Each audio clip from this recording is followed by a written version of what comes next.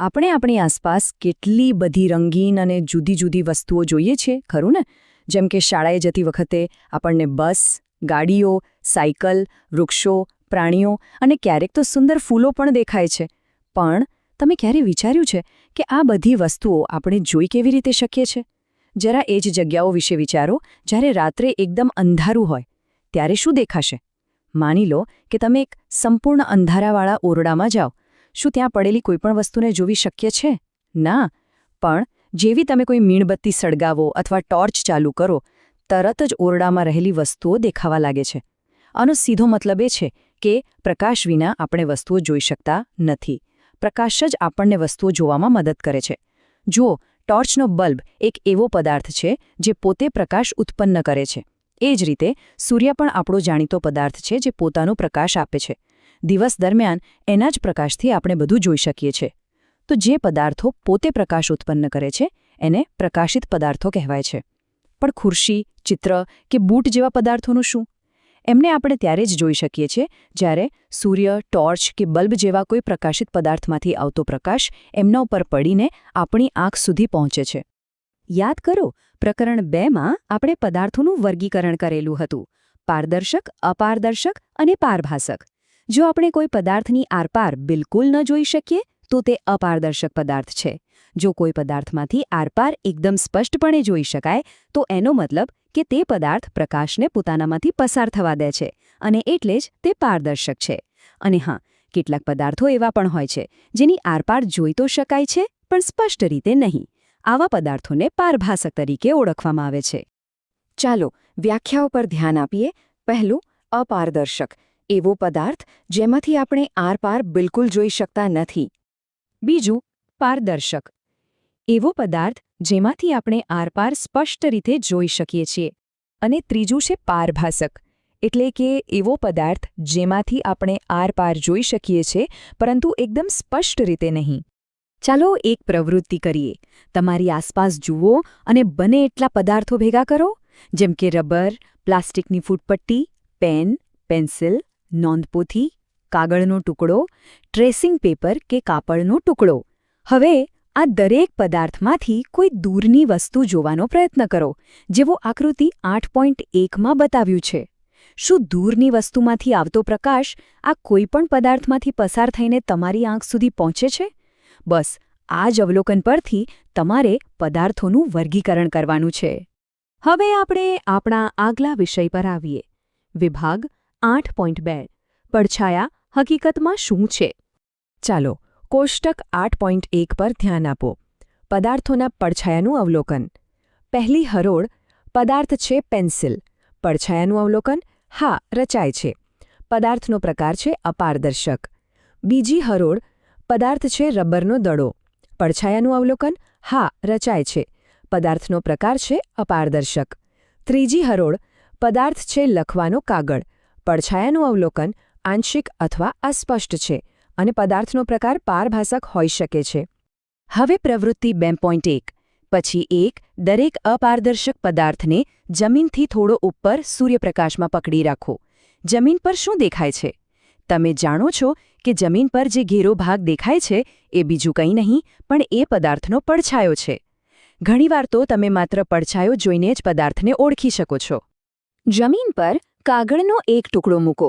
હવે થોડી ઊંચાઈ પર એક જાણીતો અપારદર્શક પદાર્થ એવી રીતે પકડો કે જેથી તેનો પડછાયો જમીન પરના કાગળ પર પડે. જ્યારે તમે પદાર્થને પકડી રાખ્યો હોય ત્યારે તમારા મિત્રને એ પડછાયાની બાહ્યરેખા દોરવા કહો. શું તમે ક્યારે તમારા પડછાયાનું અવલોકન કર્યું છે? અચ્છા, એવા ઓરડામાં પડછાયો દેખાય છે જ્યાં ફક્ત પ્રકાશનો સ્ત્રોત હોય અને બીજું કંઈ ન હોય? ના, આનો અર્થ એ થયો કે પડછાયો જોવા માટે આપણને પ્રકાશનો સ્ત્રોત અને એક અપારદર્શક પદાર્થની જરૂર પડે છે. પણ શું બીજું કંઈ પણ જરૂરી છે? ચાલો પ્રવૃત્તિ 3 જોઈએ. આ પ્રવૃત્તિ અંધારામાં કરવાની છે. સાંજના સમયે તમારા થોડા મિત્રો સાથે ખુલ્લા મેદાનમાં જાઓ. સાથે એક ટોર્ચ અને એક મોટું કાર્ડબોર્ડ લઈ લો. હવે ટોર્ચને જમીનની નજીક રાખીને ઉપરની તરફ એવી રીતે પ્રકાશિત કરો કે તમારા મિત્રના ચહેરા પર પ્રકાશ પડે. અત્યારે તમારી પાસે પ્રકાશનો સ્ત્રોત છે અને એક અપારદર્શક પદાર્થ પણ છે. એટલે કે તમારો મિત્ર. પણ જો તમારા મિત્રની પાછળ કોઈ ઝાડ, મકાન કે બીજું કંઈ ન હોય, તો શું તમને તમારા મિત્રના માથાનો પડછાયો દેખાશે? આનો અર્થ એ નથી કે પડછાયો બનતો જ નથી. હકીકતમાં પડછાયાને ઝીલવા માટે એક પડદાની પણ જરૂર પડે છે. ચાલો હવે આપણે પિનહોલ કેમેરાની રચના સમજીએ. પિનહોલ કેમેરા બનાવવા માટે કોઈ જટિલ સામગ્રીની જરૂર નથી. સાચું કહું તો એક સાદો પિનહોલ કેમેરા ખૂબ જ સરળતાથી બનાવી શકાય છે. પ્રવૃત્તિ 5. પિનહોલ કેમેરા બનાવવાની રીત. પગલું 1. પૂંઠાના એવા 2 ખોખા લો જેથી એક ખોખું બીજાની અંદર જગ્યા વગર સરકી શકે. પગલું 2. બંને ખોખાની એક બાજુ કાપી નાખો. પગલું 3. મોટા ખોખાની કાપેલી બાજુની વિરુદ્ધ બાજુ પર બરાબર વચ્ચે એક નાનું કાણું પાડો. પગલું 4. નાના ખોખામાં વચ્ચેથી 5 થી 6 સેન્ટીમીટરનો ચોરસ કાપી લો. પગલું 5. આ ખુલ્લા ચોરસને ટ્રેસિંગ પેપરથી ઢાંકી દો. અને છેલ્લું પગલું 6. નાના ખોખાને છિદ્રવાળા મોટા ખોખાની અંદર એવી રીતે સરકાવો કે ડ્રેસિંગ પેપરવાળી બાજુ અંદર રહે. બસ, તમારો પિનહોલ કેમેરા ઉપયોગ માટે તૈયાર છે. હવે પિનહોલ કેમેરાને પકડીને નાના ખોખાની ખુલ્લી બાજુમાંથી જુઓ. તમે તમારું માથું અને કેમેરાને ઢાંકવા માટે કાળા કપડાનો ઉપયોગ કરી શકો છો. હવે થોડે દૂર રહેલા પદાર્થો જેમ કે વૃક્ષ કે કોઈ ઇમારતને પિનહોલ કેમેરામાંથી જોવાનો પ્રયત્ન કરો. ખાસ ધ્યાન રાખજો કે જે પદાર્થને જોવો છે તે તેજસ્વી સૂર્યપ્રકાશમાં હોય. હવે નાના ખોખાને ત્યાં સુધી આગળ પાછળ ખસેડો જ્યાં સુધી બીજા છેડે લગાવેલા ટ્રેસિંગ પેપર પર ચિત્ર ન દેખાય. શું આ પિનહોલના પ્રતિબિંબો પડછાયા કરતાં જુદા છે? તમારા કેમેરા વડે તેજસ્વી સૂર્યપ્રકાશમાં ફરતા વાહનો કે રોડ પર ચાલતા લોકોને જુઓ. શું કેમેરામાં દેખાતા ચિત્રોમાં વસ્તુઓના રંગો પણ દેખાય છે? અને સૌથી મહત્વનું, ચિત્રો સીધા દેખાય છે કે ઉલટા? અહીં એક આશ્ચર્યજનક બાબત જોવા મળશે. ચાલો હવે એક બીજી સાદી રચનાથી એ ચકાસીએ કે પ્રકાશ સીધી રેખામાં ગતિ કરે છે. પ્રવૃત્તિ 6. એક પાઇપનો ટુકડો અથવા રબરની લાંબી નળી લો. રૂમના એક છેડે ટેબલ પર મીણબત્તી સળગાવીને મૂકો. હવે રૂમના બીજા છેડે ઊભા રહીને પાઇપની અંદરથી મીણબત્તી તરફ જુઓ, જેવું આકૃતિ 8.7a માં બતાવ્યું છે. શું મીણબત્તી દેખાય છે? હા. હવે મીણબત્તીને જોતા જોતા પાઇપને થોડી વાળો, જેવો આકૃતિ 8.7b માં છે. શું હવે મીણબત્તી દેખાય છે? નહીં. પાઇપને જમણી કે ડાબી તરફ વાળી જુઓ. શું હવે મીણબત્તી જોઈ શકાય છે? ના. તો આના પરથી શું તારણ નીકળે? આ બાબત સ્પષ્ટપણે દર્શાવે છે કે પ્રકાશ સીધી રેખામાં ગતિ કરે છે અને બસ આ જ કારણ છે કે જ્યારે કોઈ અપારદર્શક પદાર્થ તેને રોકે છે ત્યારે પડછાયો રચાય છે. આપણે બધા ઘરમાં અરીસાનો ઉપયોગ કરીએ છીએ. જ્યારે તમે અરીસામાં જુઓ છો ત્યારે તમને તમારો ચહેરો દેખાય છે. અરીસામાં જે દેખાય છે એ તમારા ચહેરાનું પરાવર્તન છે. અરીસાની સામે જે પણ પદાર્થો હોય એ બધાનું પરાવર્તન આપણે અરીસામાં જોઈએ છીએ. ઘણીવાર આપણે તળાવ કે સરોવરના શાંત પાણીમાં પણ વૃક્ષો, ઇમારતો અને બીજા પદાર્થોના પરાવર્તન જોઈએ છીએ. પ્રવૃત્તિ 7. આ પ્રવૃત્તિ રાત્રે અથવા અંધારા ઓરડામાં કરવાની છે. તમારા એક મિત્રને ઓરડાના એક ખૂણામાં ઊભા રહેવા કહો. બીજા ખૂણામાં તમે હાથમાં અરીસો પકડીને ઊભા રહો. હવે ત્રીજા મિત્રને હાથમાં ટોર્ચ લઈને એવી રીતે ઊભા રહેવા કહો કે જેથી પ્રકાશનું કિરણપુંજ અરીસા પર પડે. હવે અરીસાને એવી રીતે ગોઠવો કે પ્રકાશનો પટ્ટો ઓરડામાં ઊભેલા તમારા પહેલા મિત્ર પર પડે. આ પ્રવૃત્તિ શું બતાવે છે?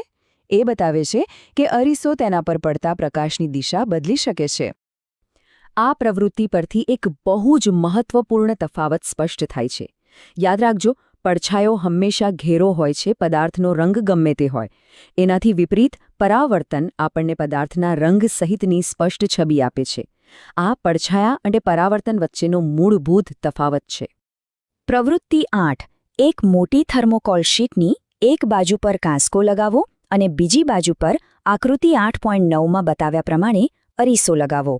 અરીસા અને કાંસકાની વચ્ચે ઘાટા રંગનો કાગળ ફેલાવો. હવે તેને સૂર્યપ્રકાશમાં રાખો અથવા કાંસકામાંથી પસાર થાય એ રીતે ટોર્ચમાંથી પ્રકાશ પસાર કરો. તમે શું જોયું? શું તમને આકૃતિમાં બતાવ્યા જેવી ભાત જોવા મળી? આ પ્રવૃત્તિ આપણને પ્રકાશની ગતિ કરવાની રીત અને અરીસામાંથી પરાવર્તિત થવાની પદ્ધતિ વિશે એકદમ સ્પષ્ટ ખ્યાલ આપે છે.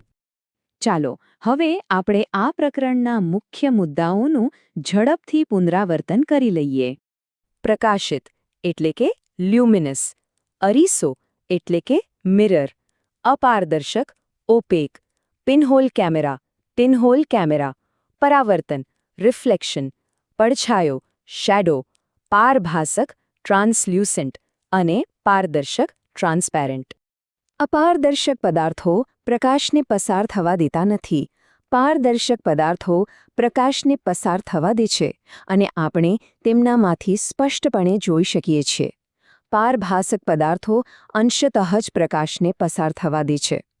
પ્રકાશના માર્ગમાં અપારદર્શક પદાર્થ આવે ત્યારે પડછાયો રચાય છે. પિનહોલ કેમેરા સાદી સામગ્રીથી બનાવી શકાય છે અને તેનો ઉપયોગ સૂર્ય જેવી તેજસ્વી વસ્તુઓના પ્રતિબિંબ મેળવવા માટે થાય છે. પ્રકાશ સીધી રેખામાં એટલે કે સુરેખ ગતિ કરે છે અને અરીસા દ્વારા થતું પરાવર્તન સ્પષ્ટ પ્રતિબિંબ આપે છે.